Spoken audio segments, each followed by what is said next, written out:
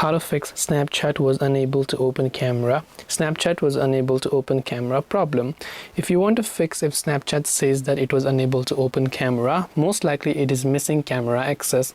So you can just try to open up this over here and see if your camera is working fine. If it asks you for any sort of permissions here, make sure to give that permission. But if it is not asking you for permissions, you can also enable it manually. Simply go to the settings application on your phone, or if you're using Android, you can long press the Snapchat app icon, tap the I button to come to its app information page, and from this page what you want to do is you want to simply go to the option called permissions. And once you go to permissions over here, what you want to do is you want to simply go to camera and make sure that it is set to allow while using the app.